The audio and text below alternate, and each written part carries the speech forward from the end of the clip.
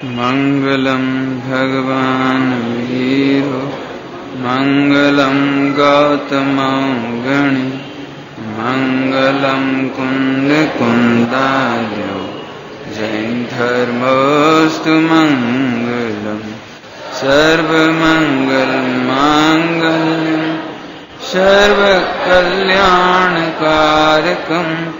प्रधानम सर्वधर्माणां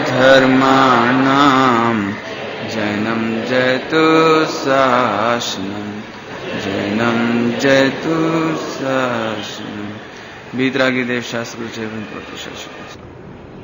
समाधि मरण का प्रसंग चल रहा है। कई बार आपको भ्रम हो जाता है कि साहब उनकी मृत्यु जैसी तो मृत्यु नहीं देखी हमने, बहुत शांति से मरण हुआ, चाहे वो अजैन हो या जैन हो। अरे साहब ऐसे तो व्रती त्यागी मुनियों के प्राण नहीं छूटते होंगे जैसे उसके छूटे। कभी मंदिर नहीं जाता था, उल्टा सीधा खाता पीता था, लग बड़ी शांति से देह छूटी। कभी कभी आपको ऐसी भ्रांति हो सकती है। क्यों? हम कर्णानी युग से विचार कर रहे हैं। समाधि मरण उसका नाम है जहां आत्म स्वरूप में उपयोग रहे और फिर देह छूटे। मैं जल्दी मरूं कि धीरे से मरूं कि शांति से मरूं, ऐसे चिंतवन का नाम समाधि मरण नहीं है। ख्याल में आए कुछ? फिर से हमें क्या होता है जनरली, आप सबको कईयों को ऐसा विचार आता है, ये भगवान आकुलता नहीं रहे मरते समय, ये भगवान शांति से मरे। तो कोई जीव व्रत उपवास आदि करता हो, शांति से रहता हो, मन कसाय से रहता हो, तो उसे निदान के फलीभूत होने से, निदान के उदय आ जाने से उसका शांति से मरण हो जाता है। लेकिन इसका नाम समाधि मरण नहीं है। जैसे निदान के वशीभूत होकर, अर्थात निदान माने जैसे हमने भावना भाई कि ये भगवान हमने ऐसा व्रत उपवास किए हैं, मंद कसाई की है, तो इसके फल में हमें इसकी प्राप्ति हो, एक निदान, इसको निदान नाम का बंध कहते हैं, है ना। कोई चीज अपने को खाने पीने की प्रिय है तो भावना भाई तो वो चीज मिल जावे। ऐसे ही निदान, मैं शांति से मरूं, हे भगवान मैं शांति से मरूं, मैं इन जैसा नहीं मरूं, अर्थात जो जीव ऐसी भावनाएं भाते हैं मैं ऐसे नहीं मरूं, शांति से मरूं, तो कदाचित पुण्य का बंध हो जाने से, निदान के उदय आने से वो शांति से मर जाए। लेकिन इसका नाम समाधि मरण नहीं है। समाधि मरण अर्थात जहां देह का विकल्प ही नहीं है, जहां देह का लक्ष्य ही नहीं है, देह अच्छे से छूटे कि बुरे से छूटे, ये दोनों ही विकल्प नहीं है, इसका नाम समाधि मरण। निश्चित रूप से इसमें मेहनत है, इसमें ताकत है, इसमें पुरुषार्थ है। क्यों? क्योंकि सारी दुनिया आखिर देह को देख रही थी और हमने समाधि मरण के नाम पर भी देह ही देखी, तो फर्क क्या पड़ा है? सारी दुनिया धन की ओर भाग रही है और एक व्यक्ति धन से भाग रहा है, तो दोनों को आक्रांत होने का विषय तो धन ही हुआ ना? नहीं, क्या फर्क पड़ गया? एक रसगुल्ला खाते समय गटर की बातें कर रहा है और एक कह रहा है रसगुल्ले का आनंद लेना है तो गटर का नाम मत लो, एक गटर का निषेध कर रहा है, तो आनंद किसको आएगा? किसको आएगा? दोनों के आखिर एक विधि पूर्वक, एक निषेध पूर्वक, आखिर दोनों को दिख तो गटर ही रही है ना। ऐसे ही जहां देह से इतना भेद विज्ञान हुआ, देह का लक्ष्य ही जहां शेष नहीं रहा, उसका नाम समाधि मरण है। फिर से सुनना भैया, आप कह रहे होगे कि ऐसा कितना दुर्लभ है ये बात, तो ये तो बड़ा कठिन है, ये तो बड़ा मुश्किल है। लेकिन सचमुच मुश्किल नहीं है। जब हम आनंदोत्सव में मग्न होते हैं, आनंद के अतिरेक में मग्न होते हैं, तब हमें यह याद नहीं रहता कि हम कहां हैं। लोग में भी होता ही नहीं होता ऐसा। हमें नहीं मालूम पड़ता कि हमारे पांव जमीन पर पड़ रहे हैं कि नहीं पड़ रहे हैं। हमें नहीं लगता कि आज हम देखो क्या कहें, देख सरल दृष्टांत दो। कई बार आप कहते हो ना कि जैसे आपको लगता है कि सब डॉक्टरों ने जवाब दे दिया कि अब आप, अभी कल या परसों अखबार में आया था कि विदेश का कोई व्यक्ति भारत आया और सारी दुनिया के डॉक्टरों ने मना कर दिया कि अब तुम जीवित नहीं रहोगे। तब भारत के डॉक्टरों ने उसका ऑपरेशन करके कह रहे हैं कि बचा लिया, कह रहे हैं, बचाया नहीं, बचा लिया, ये तो कह रहे हैं। तो उसने एक ही स्टेटमेंट दिया कि मुझे नहीं विश्वास आ रहा है कि मैं जीवित हूं।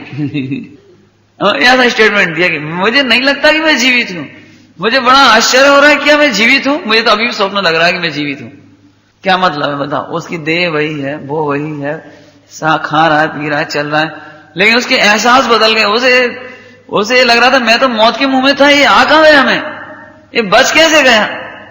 जब उसके एहसास बदल सकते हैं, तो ऐसे ही आत्मा का अनुभव करने वाले, भगवान बनने की चाहत रखने वाले, यदि वो देह में रहते हुए भी देह से अत्यंत न्यारा अनुभव करें और देह की खबर ना पड़े, तो इसमें क्या आश्चर्य है? बोला, अपनी बेटी का विवाह कर रहे हैं और पिताजी अत्यंत उत्साह में हैं, थकान बहुत होने पर भी खबर नहीं पड़ती, नहीं, और बारात चली गई, अब कोई कहे पानी उठाना, जरा पानी लाना, अरे भैया पैर भर गए। अच्छा, और तुम 3 दिन से दौड़ लगा रहे थे तब, अब 1 सप्ताह उठते नहीं बन रहा उनसे, 1 सप्ताह, तो वो 3 दिन जो मेहनत कर रहे थे, वो थकान कहां थी? वो थी, लेकिन लक्ष्य नहीं था। समझ आ रहा है दृष्टा? मेहनत करते करते हर साथ रेख में बेटी का विवाह है, दौड़ दौड़ के काम कर रहे थे, कहीं पैर में कांटा भी चुभ गया, कभी पैर कट भी गया, कभी भूख भी लगी लेकिन खा नहीं पाए भरपेट, लेकिन उस आनंदोत्सव के समय में उसे ये खबर नहीं है कि मैं खाली पेट हूं, मैं भूखा हूं। कहां खबर पड़ती? बोलो, ये दृष्टांत क्यों दे रहे हैं? इसका मतलब है कि जब तुझे आनंद का अतिरेक होता है, तब देह की पीड़ा भी तेरे को खबर नहीं पड़ती है। तो ऐसे ही समाधि मरण करने वालों को भी जहां आत्मा का अतिरेक होता है, आनंद होता है, भेद विज्ञान होता है, अगले भाव की इस भाव की सफलता और अगले भाव की सुलभता, सुंदरता, क्या कहिए, जो भी कह लीजिए आप, महापुण्योदय, महाभाग्य जागने वाला है। ऐसा जीव प्रसन्न चित्त होकर के यदि देह छोड़ दे और देह की खबर नहीं पड़े, तो इसमें क्या आश्चर्य होना चाहिए? अंग्रेजी में इसको विल पावर कहते हैं, विल पावर, है ना? इसके बहुत एग्जाम्पल साइकोलॉजी में चलते हैं कि उठते भी नहीं बन रहा था, बहुत दुखी था, ऐसा लग रहा था अब मेरी बस की नहीं रही, और इतने में ही समाचार आया कि 1 करोड़ रुपए की लॉटरी खुल गई। तो घर के माने जो व्यक्ति अभी मरणासन जैसा पड़ा था बिस्तर में बीमार, वो भी सुनते ही एक समय के लिए तो चौंक जाएगा, क्या कह रहे हो, सही सही बताओ, और उठ बैठेगा एकदम। नहीं, ऐसा नहीं हो जाता है? तो इसमें कोई आश्चर्य मत समझो कि एक आनंदमयी दशा ऐसी भी होती है कि बाहर सिर पर सिगड़ियां जला करती हैं और अंदर आत्मा का इतना अतिरेक होता है कि समाधि मरण हो जाता है। ये तो अपने दृष्टांत है ग्रंथों में, बिल्कुल।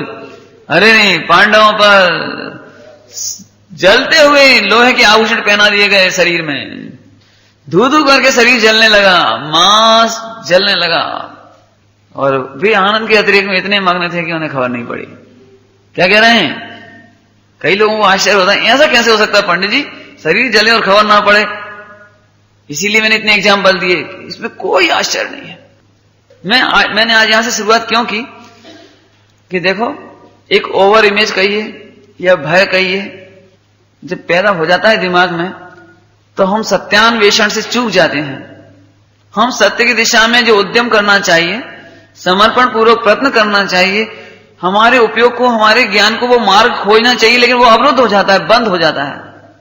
आज हम आपको शुरुआत में ये बात कहना चाहते हैं, दुनिया की कठिन से कठिन मौत, उसके बारे में आप निशंक होकर सोचिए, और बिल्कुल मत सोचिए। जब जब आप मुनीश्वरों के वर्णन पढ़ते हैं, उपसर्गों के, आप बिल्कुल मत घबराइए। आज मेरे पास इतनी सामर्थ्य है, तो एक दिन यह सामर्थ्य भी आएगी कि मेरे सिर पर सिगड़ी जलेगी और मैं मुस्कुराते हुए समाधि मरण करूंगा। अरे आत्मबल बहुत है, आत्मबल, चिंता नहीं करो।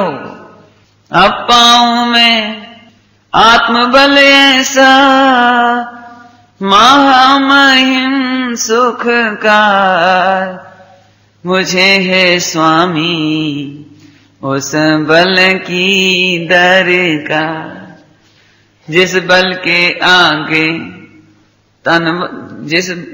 जिसके आगे तन बल धन बल, जिसके आगे तन बल धन बल, तृणवत तुच्छ आसार। मुझे है स्वामी उस बल की दरकार। जिस बल को पा करके स्वामी आप गए भव पार, मुझे है स्वामी उस बल की दरकार। हालांकि चर्चा तो अपनी शुरू हो चुकी है, एक दृष्टांत देता हूं आपको। कभी कभी आपने टेलीविजन पर ऑपरेशन देखे होंगे, हृदय के, आंख के, कभी देखे होंगे।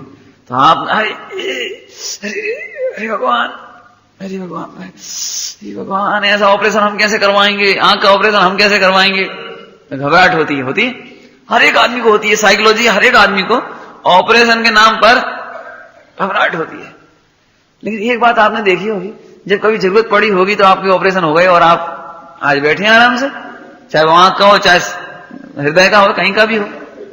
है कहां इंजेक्शन देखते से ही तो कभी आ जाती है, और कहां लग भी जाता है तो कुछ नहीं होता है। समझ गए? बताना क्या चाह रहे हैं। दूर से देखने पर जितने भय पैदा करते हैं ये प्रसंग, नजदीक जाने पर हम उनसे गुजर जाते हैं और हमें कुछ भी नहीं होता है। सुनो, सुनो, यहां से दूर रह करके ही ये उपसर्ग भय पैदा करते हैं। क्या कह रहे हैं? यहां से दूर रह करके। देखो अभी क्या कहा था, तनबल और धनबल, ये पुण्य के उदय के बल हैं। तनबल और धनबल कह करके पुण्य का बल तृणवत तो छयासार, मुझे है स्वामी उस बल की दरकार। अब पाऊं मैं आत्मबल ऐसा महामहिम सुखकार, मुझे है स्वामी उस बल की दरकार। आप ये मत पूछो कि पंडित जी ऐसा कोई उपाय बताओ कि हमें पाप का उदय नहीं आए। ये पूछो कि इनके पास वो कौन सा बल है कि जो उपसर्गों में भी नहीं डिगे। नहीं, क्या चाहते हैं? वो कौन सा बल है जिसके बल पे पांडव और पारसनाथ भगवान नहीं, हमें तो वो बल, वो कला बताओ बस। देखो मनुष्य अग्नि से नहीं डरता। नहीं डरता। क्यों नहीं डरता? क्योंकि वो अग्नि से इसलिए नहीं डरता क्योंकि उसके पास फायर प्रूफ कपड़े हैं। आ गए ना फायर प्रूफ कपड़े। जब फायर प्रूफ ड्रेस हमारे पास है तो अग्नि से क्या डरना। अब वह ये नहीं कहता फायर ब्रिगेड में काम करने वाले, ये भगवान आग ना लग जाए, कैसे बुझाएंगे, कौन बुझाएगा, वो कभी सोचते ही नहीं। अरे हमारी तो नौकरी ही है ये, आग लगने दो, हमारे पास फायर प्रूफ कपड़े हैं, हमें चिंता नहीं है। दृष्टांत ऐसे ही जिनके पास आत्मबल है वे उपसर्गों से भयभीत नहीं होते। समाधि मरण की बात चल रही, समाधि मरण की, क्योंकि जब बड़े समाधि मरण की चर्चा करेंगे, अपन पाठ को पढ़ेंगे तो उसमें बहुत दृष्टांत आएंगे। धन्य धन्य सुकुमार महामुनि, धन्य धन्य गजकुमार मुनि, ऐसे सबके नाम आएंगे। हम आज ही आपको कह रहे हैं कि आप ओवर इमेज मत करो, डरो मत। यदि कोई तुमसे कहे क्यों ऐसी मौत आएगी तो क्या करोगे? अरे आत्मबल है ना हमारे पास। हे प्रभु, मैं ये नहीं चाहता हूं कि मेरे पास संकट नहीं आए, मैं ये नहीं चाहता हूं कि मेरे पास पाप का उदय नहीं आए, मैं चाहता हूं कि आप जैसा आत्मबल मेरे पास सदा रहे। हैं? उस बल की दरकार है। देखो अब क्या करूं, दृष्टांत देने की मेरी गंदी आदत है। एक इंटेलिजेंट विद्यार्थी ये नहीं कहता ये भगवान पेपर में कठिन कठिन सवाल नहीं आए, सरल सरल आ जाए, 2 और 2 4 वाले आ जाए, 5 6 में 2 का भाग देने का आ जाए, ऐसे नहीं सोचता वो। मालूम इंटेलिजेंट विद्यार्थी क्या कहता है? हमने पूरा सिलेबस तैयार कर लिया, कहीं से सवाल आ जाए। क्या वो कहता है? कहीं से पूछ लें। वो उसको ऐसा लगता है सरल आएंगे तो फिर हमारी क्या, वो तो फिर तो सभी कर लेंगे। समझ आया? इंटेलिजेंट की ये पहचान है, वो कभी कायर नहीं होता कि ऐसा हो जाए, ये भगवान ऐसा ना हो जाए। जो सतियां हुआ करती हैं, जो सीलवती महिलाएं हुआ करती हैं, स्त्रियां हुआ करती हैं, वे ये नहीं सोचती कि भगवान अब जंगल में जाना पड़ेगा, 14 वर्ष को वनवास हुई है, अब क्या हुई है। नहीं, हमें यदि पति ही शरण है, जंगल में भी पति ही शरण है और महलों में भी पति ही शरण है। क्यों? यही है ना, यही तो सती कहलाई। सोच लेना, ये तो मैं एग्जाम्पल क्यों दे रहा हूं, ये सोच बदलनी चाहिए हमारी। हे प्रभु, साहसी व्यक्ति वे होते हैं जो समस्याओं से नहीं घबराते हैं परंतु समाधान तलाशते हैं, और हमारे पास समाधान है। हमारे भगवंतों ने समाधान दिया है, हमारे मुनीश्वरों ने। उपसर्ग के काल में नहीं चगे, इसका मतलब कोई समाधान है नहीं। समझे? पहली बार फायर प्रूफ कपड़ों का प्रदर्शन हुआ, पहली बार। तब तक तो आदमी मनुष्य अग्नि से बहुत डरता था, लेकिन अग्नि में क्रीड़ा करते हुए, खेलते हुए मनुष्यों को दिखाया टीवी पर।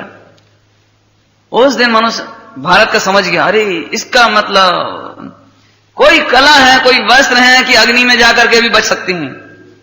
फिर वो भी नहीं घबराया, फिर भारतीय भी नहीं घबराए। लेकिन पहली बार तो आपको आश्चर्य लगेगा ना। फिर से कहता हूं, सही दिशा में सही तरीके से सोचो। ये महामुनीश्वर, इन्हें भी वेदना होती है, इनके भी शरीर में उदय आते हैं, इन्हें भी रोग होते हैं। 700 वर्ष तक वादी राज मुनिराज सनत कुमार चक्रवर्ती, कहा ऐसा सुंदर रूप कि इंद्र की सभा में चर्चा हो रही कि इस समय पृथ्वी तल पर सबसे सुंदर कौन है, कि सनत कुमार चक्रवर्ती।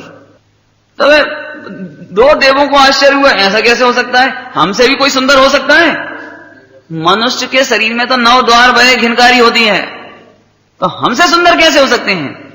हम देवों के शरीर में रक्त नहीं है, मल मूत्र नहीं है, मांस नहीं है, नाक नहीं है, गंदगी नहीं है, सुंदर सर्वांग शरीर है, हमसे सुंदर कैसे हो सकते हैं? आश्चर्यचकित। तो 2 देव परीक्षा लेने आए।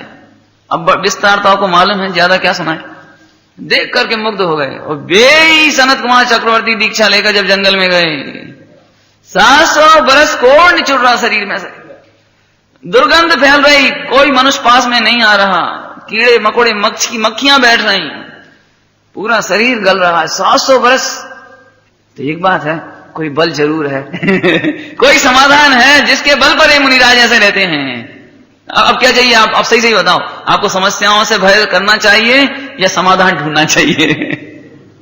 नहीं, और नहीं तो फिर वही बात है। मैं एक एंगल और सोचता हूं इसी में, यदि आप मृत्यु से डरोगे तो मृत्यु तो नहीं छोड़ेगी। तुम क्या सोचते हो, वो क्या चेन्नई की जेल में जलती हुई जेल में आग लगा करके जेलर को पकड़ के पटक दिया उसके अंदर। अभी चेन्नई में हुआ घटना, कैसे मरा होगा वो जल के, कितना चीखा होगा, कैसे चिल्लाया होगा।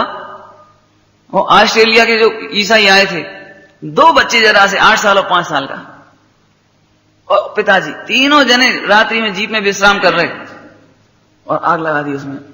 जब आग लगी होगी तो बच्चे पहले तो दौड़े होंगे, चिल्लाए होंगे, बचने की कोशिश की होंगी, बाहर निकालने की चेष्टा की तो वापस फेंक दिया। वे बच्चे कैसे अंग जले होंगे, और फिर कैसे पूरा शरीर जला होगा, और फिर कैसे मर गए होंगे वो, कल्पना कर सकते हो?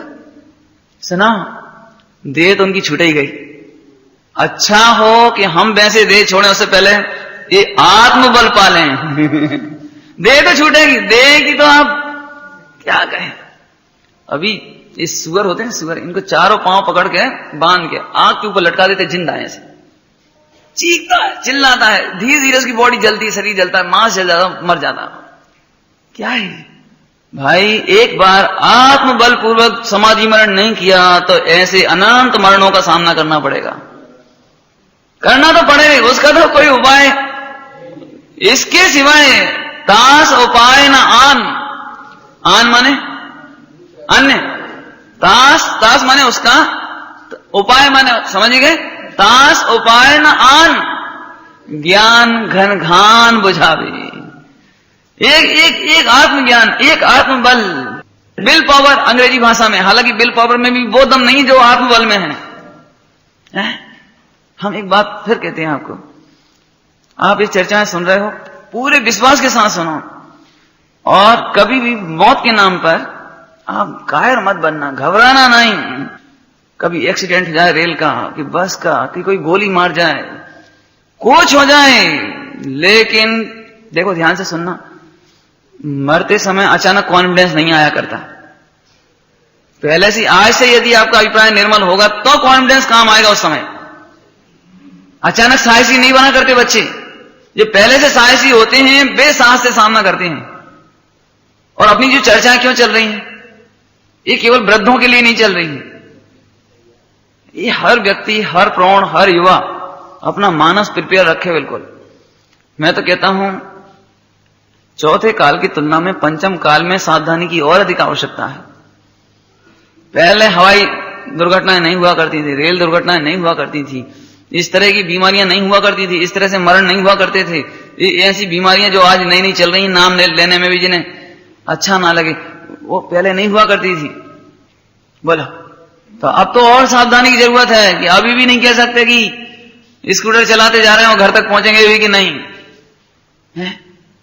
कहने का मतलब अभी परसों ही अखबार में आया था 4-5 दिन पहले, कोई ओमान से व्यक्ति बेचारा अपने भाई की डेड बॉडी लेने आया था भारत, और लेकर के एम्बुलेंस में सड़क पे खड़ा हुआ बेचारा।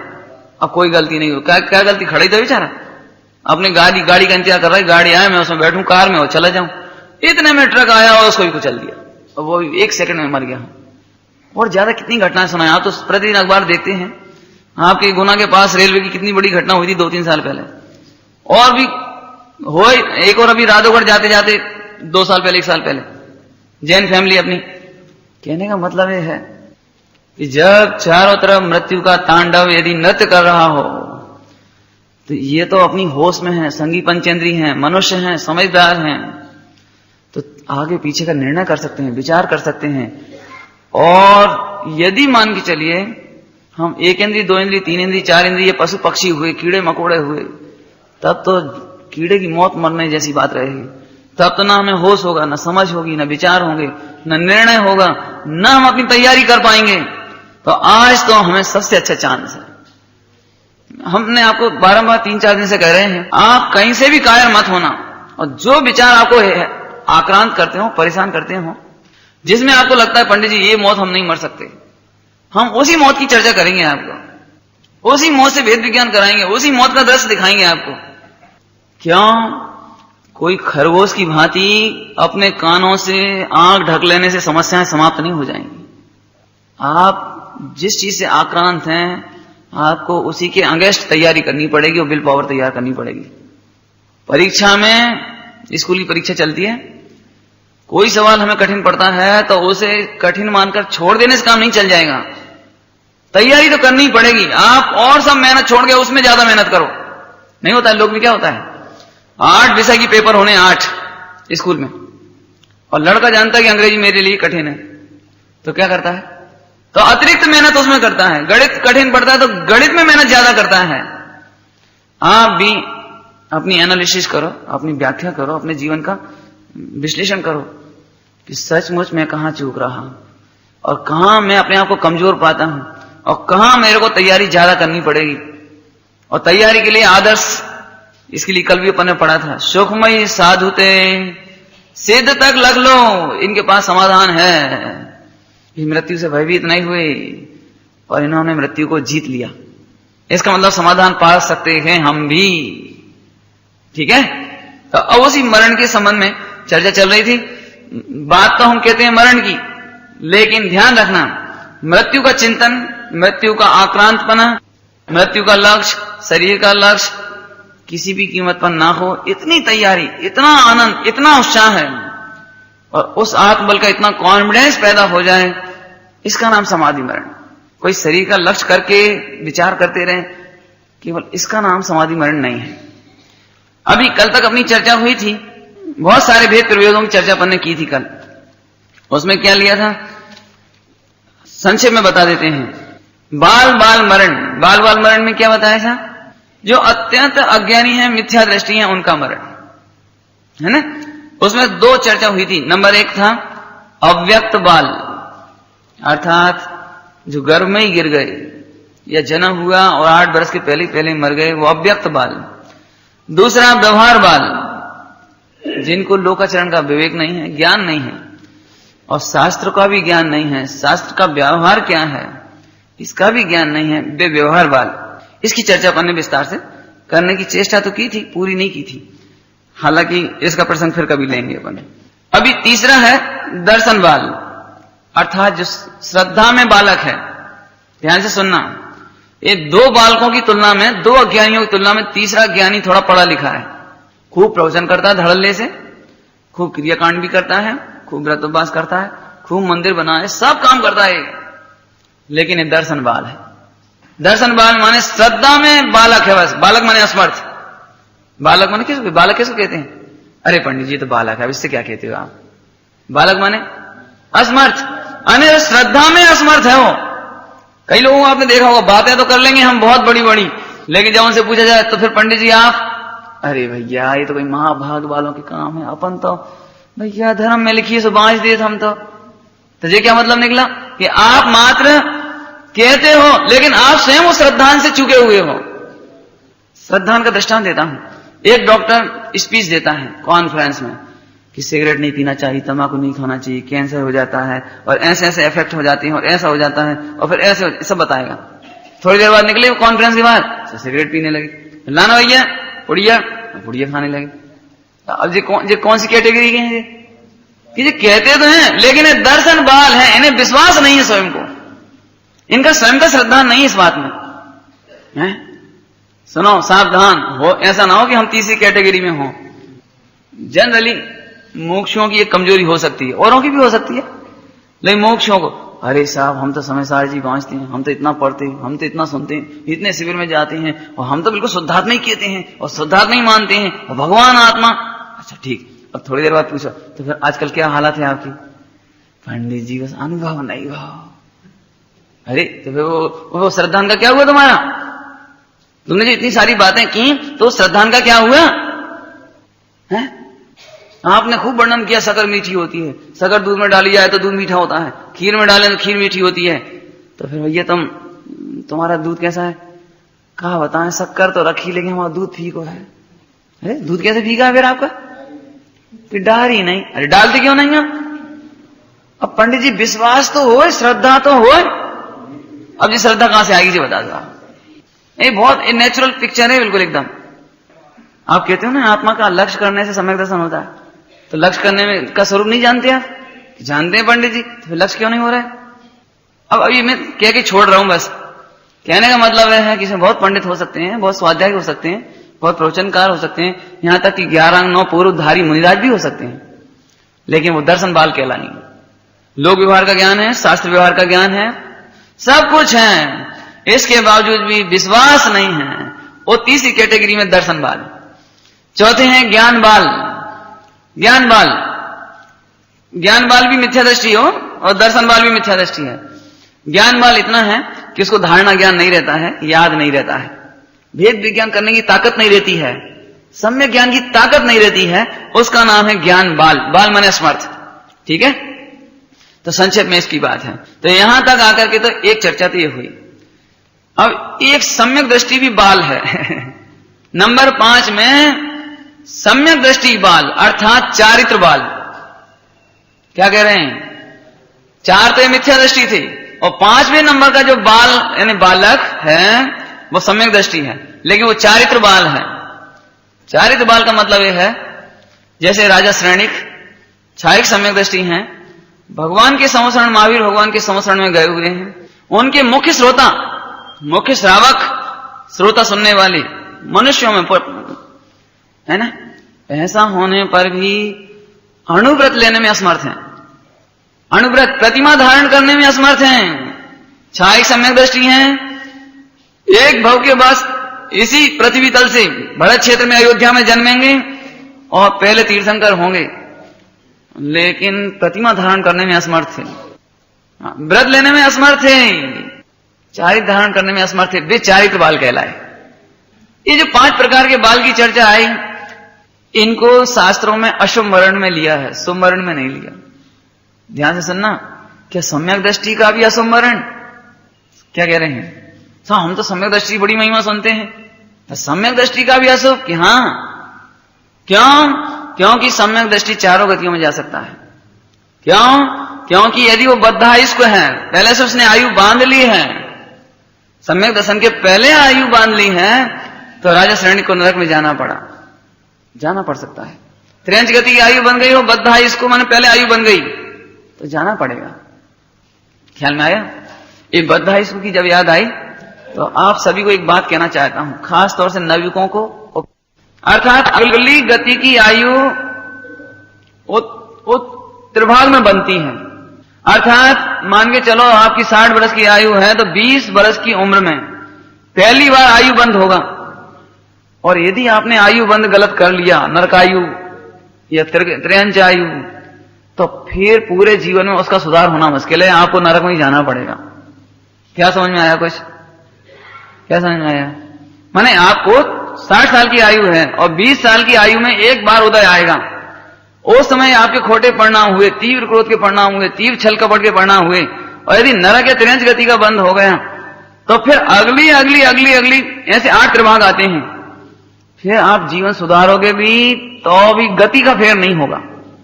इससे क्या मतलब निकला कि तुम इस चक्कर मत है ना कि हमारी 60 साल की आयु होगी तो हम तो आराम से आखिरी के 10-5 साल जब हमारे बच्चे कमाने लगेंगे तो हमसे निवृत्ति लेकर, रिटायरमेंट लेके आराम से बैठेंगे। सुनो, आराम से बैठ करके भी गति नहीं सुधरेगी। यानी मैं कह रहा हूं आपको, श्रेणिक ने पहले नरकायु बांध ली, नरकायु, और बाद में समोसण में भी गया और छाइक सम्यक दर्शन ले लिया, लेकिन गति नहीं टलती। फिर वो बस इतना फर्क पड़ गया, 7 नरक के बजाय पहले नरक में गए, लेकिन गए तो नरक में। ये सभी लोगों के लिए अलर्ट होने के लिए बहुत बढ़िया जानकारी है जिनवाणी की, कि हम अपनी एक बार, और इसका उत्तर भी है। देखो कितने ही जीव आपने देखे होंगे, घर में पैसे की कमी नहीं है, बहुएं आज्ञाकारी हैं, शरीर भी बढ़िया है, कोई प्रकार का टेंशन नहीं है, बच्चे व्यापार अच्छा कर रहे हैं, मिलजुल के रहते हैं, सब बात अच्छी है, लेकिन पिताजी का चित्त धर्म में नहीं लगता। क्यों नहीं लगता साहब? समझाने वाले समझाते हैं, लगता क्यों नहीं है? इसका उत्तर यह है कि उनको आयु का बंध हो चुका है। अब चाह करके जिनवाणी समझते नहीं, उपयोग लगता नहीं। मंदिर में जाए तो नींद आ जाए, टीवी देखें तो रात को कितने लोग बोलते हैं, पंडित जी आजकल हमें नींद ही नहीं, आज 60 वर्ष से ऊपर हो गई हमारी उम्र, तो 12 बजे तक खटिया पे करवट बदला, फिर 1-8 घंटा नींद लग गया, 3-4 बजे फिर खुल जाता हमारी नींद। तो हमने कहा भाई तुम माला फेरा करो कुछ धर्म में उपयोग लगाया करो, शास्त्र पढ़ा करो। पंडित जी हम क्या करें, हम शास्त्र ले तो नींद आ जाती नहीं, बिल्कुल बिल्कुल सच्ची घटना, मतलब आप क्या कहें, हम समझ गए, क्या कहें बताइए। मालूम है श्री कृष्ण ने प्रश्न किया था नेमिनाथ भगवान के संवत्सरण में। श्री कृष्ण रो पड़े थे, बिलख उठे थे, अरे मेरे पुत्र मोक्ष जा रहे हैं, मेरे भाई दीक्षा ले रहे हैं, मेरा भाई केवल ज्ञानी नेमिनाथ भगवान संवत्सरण में विराज रहे हैं, मेरी स्त्रियां आरिका दीक्षा लेकर जंगलों में जा रही हैं, सब अपना कल्याण कर रही हैं। हे नेमिनाथ प्रभु, जब मेरा सारा कुटुंब कल्याण कर रहा है, इतना बैराग का दृश्य आप जैसे सर्वक को देख करके भी मुझे नियम लेने का, प्रतिज्ञा लेने का, प्रतिमा पालने का, अणुव्रत लेने का, चारित्र धारण करने का विकल्प क्यों नहीं आ रहा है? एक कृष्ण का है पढ़ना, रो पड़े। तब भगवान की वाणी में आया, हे कृष्ण अब तुम आकुलित मत हो, तुम्हारी आयु नरक की बंध चुकी है, इसलिए तुम्हें चारित्र धारण करने का विकल्प नहीं आ रहा है। अब कैसा लगता होगा, चारों तरफ बैराग का माहौल, सारे जीव बच करके आत्म कल्याण के लिए जा रहे हैं, और मुझे मालूम पड़ गया कि मैं नरक की भट्टी में जलने के लिए जा रहा हूं। कैसा लगेगा? कल्पना करो, यहां हम सब बैठे हुए हैं और कोई डकैत आए और किसी मासूम बच्चे को यहां से ले जाए, या हमको ले जाए, किसी को ले जाए, आप सब सुरक्षित घर में बैठोगे और आज की रात वो मुझे जलते हुए अग्नि के कुंड में पटक दे, कैसा लगेगा? और श्री कृष्ण बिलख रहे हैं, लेकिन करें क्या? इसलिए जो चर्चा मैंने उठाई है ये केवल गप्पे नहीं है, इसीलिए समय से उठाई है कि जो नवयुवक हैं वे भी जागें, बच्चे हैं ये भी समझें कि यदि हमारी मान चलिए 21 वर्ष की उम्र हुई तो 7 वर्ष की उम्र में पहला आयु बंद आएगा। सावधान, कहीं हमारी खोटी आयु नहीं बन जाए। एक बार खोटी आयु बन गई तो फिर सारी मेहनत भी व्यर्थ चली जाएगी। समझ में आया ना? इसलिए सभी जीवों के लिए ये चर्चा बहुत मार्मिक है। क्या कह रहे हैं देखो, हैं चारित्र वाला, हम चारित्र धारण करने में असमर्थ हैं, तो ये चारित्र वाला सम्यक दृष्टि है, लेकिन चारित्र धारण करने की ताकत, ये तो कोई महाभाग्य है। अति अति महादुर्लभ त्याग विषय कसाय जो है, अति महादुर्लभ, अति, ये तो अत्यंत दुर्लभ भाई। इसलिए एक बात कहता हूं, अभी आप बहुत देखो, आप बहुत मंद कसाई हैं, बहुत शांत चित्त हैं, इसलिए आप आ गए यहां तक। ऐसा नहीं है, अंदर में सरलता नहीं हो तो आ नहीं सके जीव सुनने के लिए यहां। इसका मतलब आपकी होनार अच्छी है। बस इतनी बात आज जरूर ऐसी प्रण करो कि अब जानबूझकर कुटेवों में फंसेंगे नहीं, एक बार रूखी रोटी खा लेंगे लेकिन अन्याय अनैतिकता में जीवन नहीं गंवाएंगे, छल प्रपंच में जिंदगी नहीं गंवाएंगे। दुनिया को जो दिखे सो करे, लेकिन हम अपना जीवन बर्बाद नहीं करेंगे। हम तो क्या माताएं बहनें संकल्प करें कि हम चाहे एक बार बिना गहनों के जीवन व्यतीत कर लेंगे, लेकिन अपने पति को अन्याय की कमाई करने के लिए बाध्य नहीं करेंगे। हम रूखी रोटी खा लेंगे, लेकिन हमारे निमित्त से पति जिस प्रकार का व्यापार करके नरक निरोध का धंधा करे, अरे रे मेरे निमित्त से मेरा पति अनिष्ट के मार्ग में जाए, नहीं नहीं, क्या कहे। असल में क्या है, जैसे एक तृष्णा होती है ना, तृष्णा वो कभी शांत नहीं होती, ऐसे पुण्य के उदय की तृष्णा भी हमारी कभी शांत नहीं होती। आज हमारे पास इतना वैभव है तो भी तृष्णा, स्त्री को लगता है 25 तोला ही तो है सोना। अरे ये तो सोचो, आज हम सीता की तरह जंगलों में नहीं खड़े हैं, आज सीता की अंजना की तरह जंगलों में नहीं धक्के खा रहे हैं। हम उधर से क्यों नहीं देखते हैं, हमारा कितना पुण्य का उदय है। अरे रेबिता की देव सास गुरु मिले हुए हैं, पति अनुकूल है, घर अनुकूल है, अब थोड़ा बहुत सोना कम हो तो होने दो, भोजन थोड़ा रूखा सूखा है तो होने दो, और थोड़े घर में रहने की गुंजाइश कम है तो रहने दो। अरे ले, हमारी ये भौतिकवाद की सुविधाएं जुटाने के नाम पर हमारे पति हमारे पुत्र नरकादिक में चले जाएं, त्रियंच गति में चले जाएं, तो ये हमें इष्ट नहीं है। स्त्रियों की तरफ से कहा, आपकी तरफ से भी समझो। आप हमारे निमित्त से कोई जीव, हमारे साधर्मी, हमारे परिवार के जन, हम या हमारे समाज के कोई भी व्यक्ति हमारे निमित्त से कसाय को प्राप्त ना हो। हम ऐसा कोई काम नहीं करेंगे। क्यों? क्योंकि अतिशय सरलता ही समाधि मन को सरल बना देती है, और एक खास बात, उपसर्ग सहने की पात्र बना देती है। योग्यता, योग्यता जिसकी चर्चा कल की थी हमने, पुण्य का उदय नहीं, योग्यता चाहिए। देखो एक बहुत बढ़िया बात बताऊं आपको, पारसनाथ भगवान की रक्षा किसने की थी मालूम है? कौन ने की थी? कौन ने की थी पारसनाथ भगवान की रक्षा? किसा कमठ के जीव ने की? नहीं, यदि स्वयं की पात्रता ही नहीं हो तो पुण्य का उदय क्या करेगा? क्या कहा? योग्यता ना हो, सहन शक्ति ना हो, आत्मबल नहीं हो तो पुण्य का उदय भी क्या करेगा? मालूम है, ऑपरेशन कराने में तुम्हें धीरज चाहिए भाई, हिलना मत, डॉक्टर ने कह दिया हिलना मत, घबराना नहीं। तो ये सहन शक्ति, ये पात्रता तो तुम्हारी चाहिए, और फिर पुण्य का उदय डॉक्टर काम कर सकता है।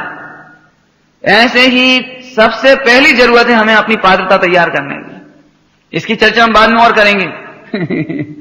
क्या करें है, ये तो अभी अपन ने मरण के भेद जाने, थोड़ी सी और चर्चा इसमें है। चारित्र बाल तक की चर्चा हुई।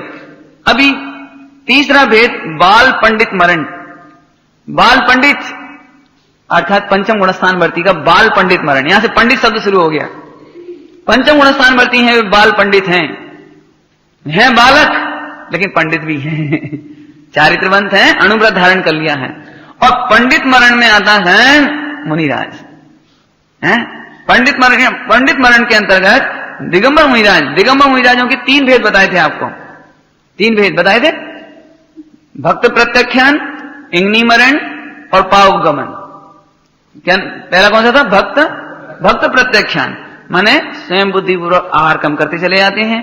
आहार, भक्त माने आहार, भोजन, भक्ना, भक्त त्याग, ऐसे भोजन त्याग करते जाते हैं क्रम क्रम से, बाद में जल भी छोड़ देते हैं, और अंतिम समय शांति से, इसका नाम भक्त प्रत्याख्यान, जो वर्तमान में सभी मुनिराजों को प्राय होता है। इंगनी, भक्त प्रत्याख्यान में स्वयं भी सेवा कर लेते हैं अपने शरीर की, और दूसरों से भी करवा लेते हैं।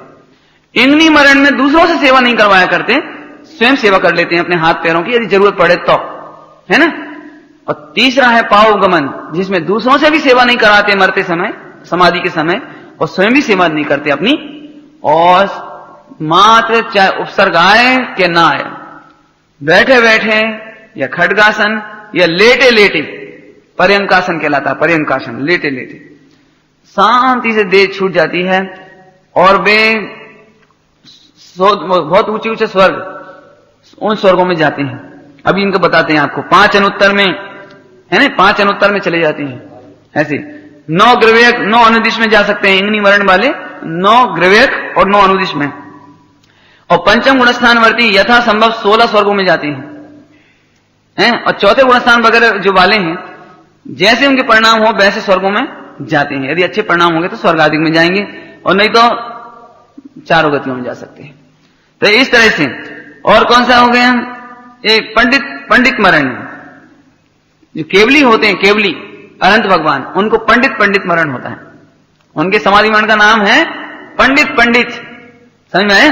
तो इस तरह से एक पंडित मरण उत्तम है, दिगंबर मुनिराजों का समाधि मरण मध्यम है, और पंचम गुणस्थान व्रती का जघन्य है। उत्तम, मध्यम, जघन, ऐसे 3 प्रकार से। और इसके नीचे के तो अब तुम्हें कौन सा चाहिए सर, तुम सोच। घबराने की कोई जरूरत नहीं है। पंडित जी अब पंचम काल है, हम मुनि कैसे हो सका, फिर वही उल्टी बातें करी तुमने। ये क्यों सोचते हो कि पंचम काल है? ये क्यों नहीं सोचते हो कि हमारे पास आत्मबल है? हम यदि आत्मबल का प्रयोग करें, आत्मा का आश्रय करें, तो पंचम काल बाधक नहीं है। पंडित जी चौका की सुविधा तो देखो पहले, इसीलिए तो तुम नहीं बन पा रहे मुनि, क्योंकि तुम सुविधाएं ढूंढ रहे हो। सुनो, योग्यता के लिए सुविधाएं तरसती हैं, सुविधाओं की ओर देखने वालों की योग्यता का नाश होता है। क्या बात कह रहे? सुविधाओं की ओर देखने वालों की योग्यता का नाश होता है, और योग्यता के लिए सुविधाएं तरसती हैं। तुम चिंता क्यों करते हो? आचार्य कौन देव, अमृतचंद देव, मुनीश्वर, ये पंचम काल में ही हुए हैं।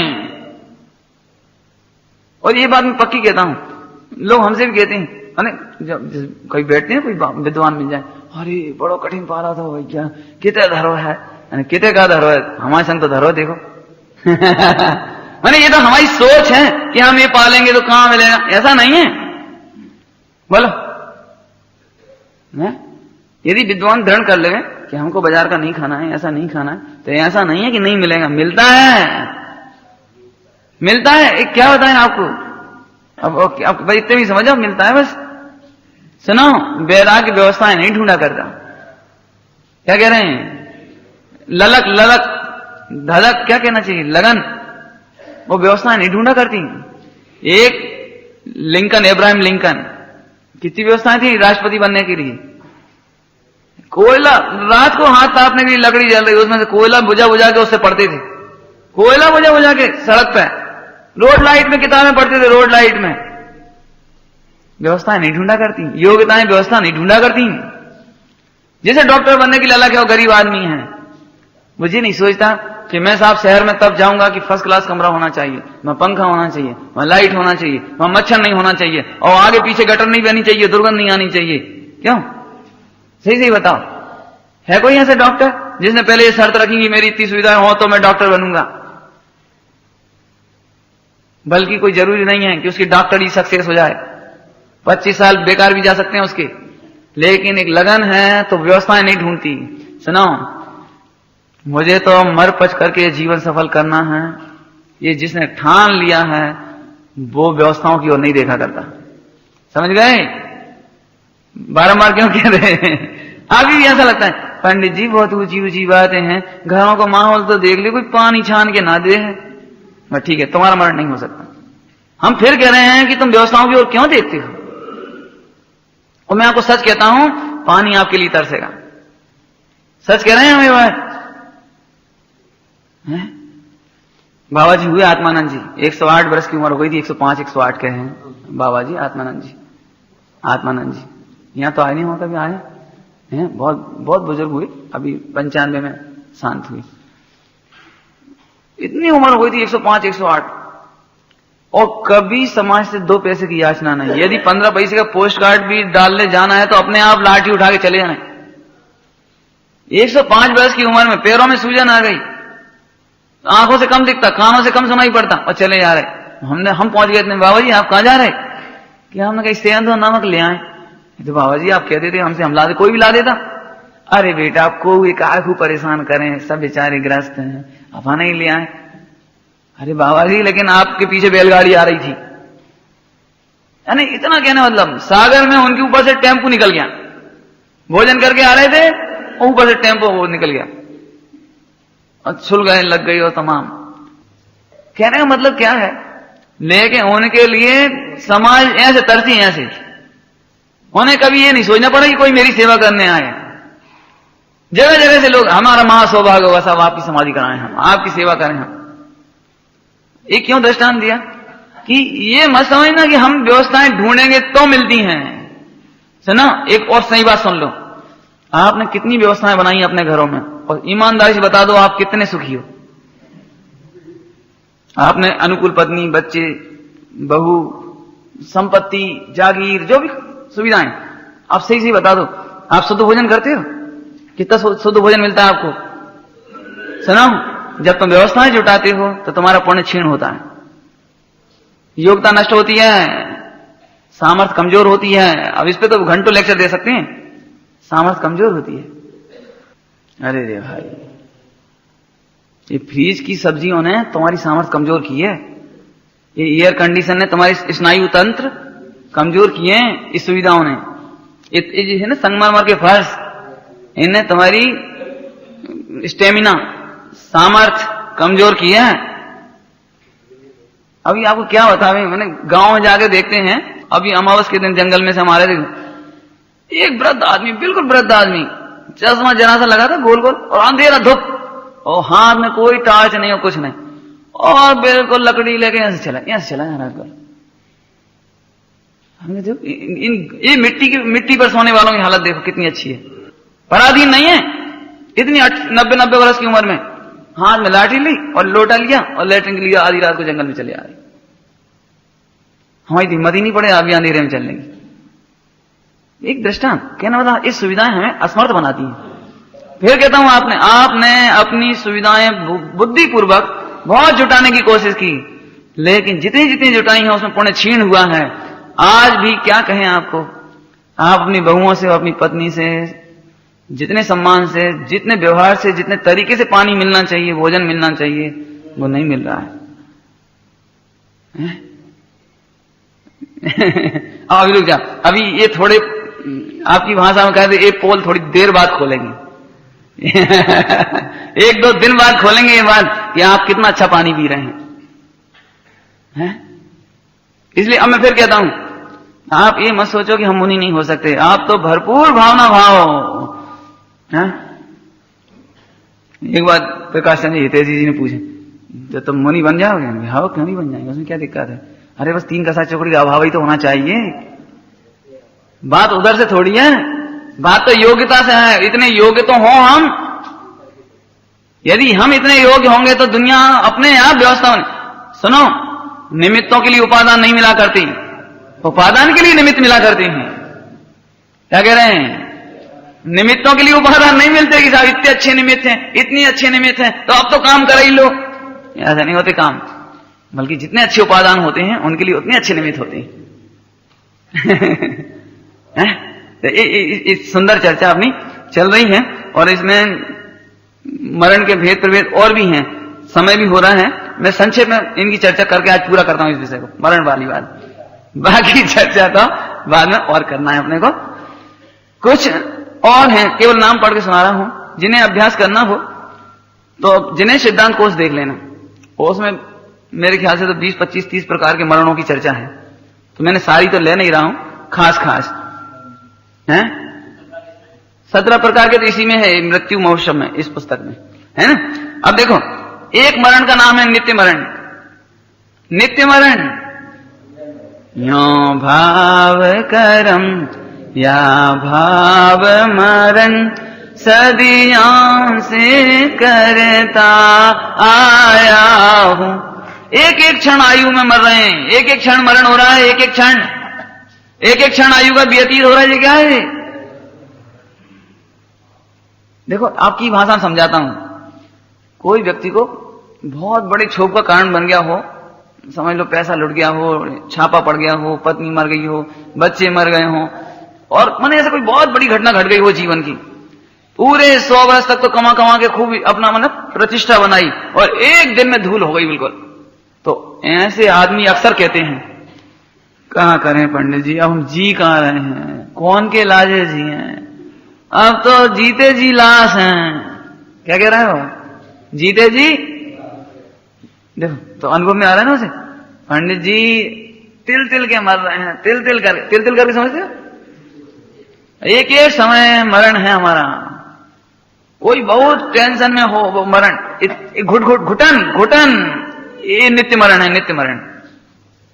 सुनो ध्यान से, देह का मरण बहुत आसान होता है, और मानसिक घुटन, ये जो नित्य मरण है, इससे बड़ा मरण तो कोई होता ही नहीं है। देवों को कोई शरीर तो एक ही बार छूटता है, लेकिन ये जो भाव मरण, ये प्रति क्षण की घुटन, ईर्षा, आप भी नाप लेना अपने आप में, एक दूसरे के प्रति ईर्षा, ये मरण है, नित्य मरण है। नंबर 2 का पैसा रखा हो तो धुक धुक धुक धुक धुक, ये नित्य मरण है, नित्य मरण, रोज ही मर रहे रोज। ऐसा लोग कहते हैं कहावत में, नीति में, चिता जलावे एक बार, चिंता जलावे सदा। मेरे को पूरी याद नहीं हुआ, ऐसी कुछ बोलते हैं उसमें। चिंता तो नहीं, चिता तो एक बार जलाती है, और चिंता उस भट्टी का नाम है जिसमें जीव सदा जल रहा है। अब इतने में समझ लेना क्या, कोई कमाने की आकुलता में जल रहा है, कोई तृष्णा में, कोई रूप में जल रहा है, कोई मान कसाय में जल रहा है। अब आप ही देख लेना, देखो एक व्यक्ति चोरी करके आया हो और अपने शांत परिणाम करने के लिए भगवान के सामने खड़ा हो जाए, हाथ जोड़ के यहां से बिल्कुल, तो चित्त कितना लगेगा उसका? अब ये वो मरण, ये शांत नहीं होने देता। अब अपने आप ही देख लो भैया, ये नित्य मरण तो हो ही रहा है? और जिनका नित्य मरण होता है उनको समाधि मरण नहीं होता है? समझना? अच्छा, एक होता है तद्भव मरण, माने जब ये देह छूटती है तब तद्भव मरण कहने में आता है। द्रव्य मरण, द्रव्य मरण में क्या होता है, ये भोजन आदि का त्याग करते हैं, एक्चुअली कहते हैं त्याग करते हैं, शरीर का त्याग करते हैं, शरीर को क्रस करते हैं, लेकिन वास्तविकता यह है कि आत्मा की रुचि और शरीर की अरुचि होने से आत्मा में मग्नता बढ़ती जाती है, तब स्वयं में उपवास होने लगते हैं, ऊनोदर होने लगता है, वृत्ति परिसंख्यान होने लगते हैं, तो ये शरीर अपने आप ही क्षीण होता चला जाता है। ध्यान से सुनना, शरीर को क्षीण करना ये तो पाप है, शरीर के लक्ष्य से शरीर को कमजोर करना, शरीर छोड़ने का लक्ष्य करना, ये तो अपराध है। लेकिन आत्मा के रस में, आत्मा के आनंद में, मैंने अभी शुरू में कहा था, वो सब उल्लास और आनंद के क्षणों में स्वयं में इसकी खबर नहीं पड़ती, तब ऑटोमेटिक एक क्रस हो जाता है। ये ध्यान रखना बहुत जरूरी है भाई।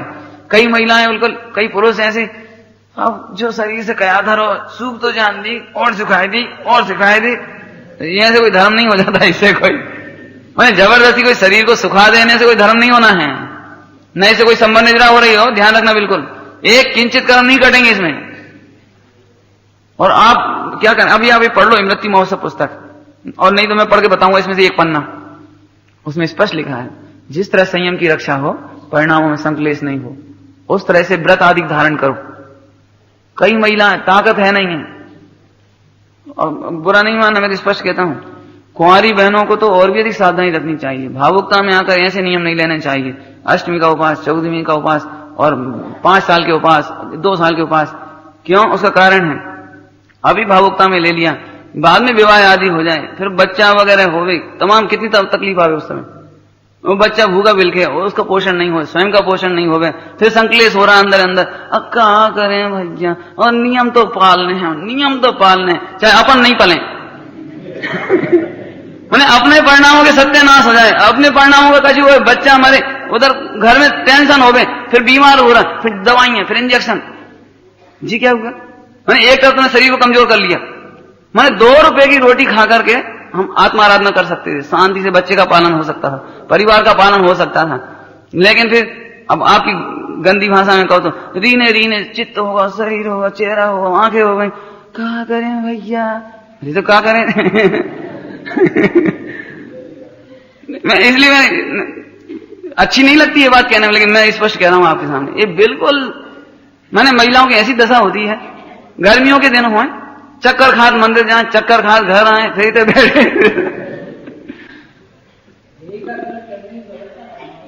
और फिर जिस प्रकार से क्या करें भैया, बस 5 और रह गए, 4 और रह गए, उल्टी गिनती और गिन रहे।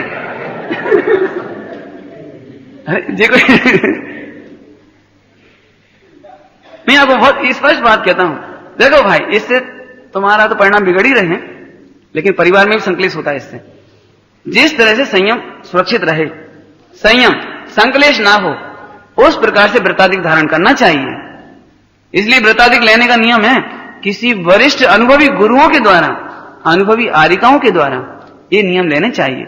ऐसे नहीं कि इनने भी ले ला, इनने भी ले ला, इनने भी ले ला, आपका कोई का किए वो तो हमने भी एक नियम ले ला, ये बिल्कुल नहीं करो। अपने शरीर की सामर्थ्य देखो। इसमें लिखा है, मैं अपने मन से नहीं कह रहा हूं, इसमें लिखी है ये बात कि हमें संयम की रक्षा करने के लिए देह का पोषण है और कुछ बात नहीं है।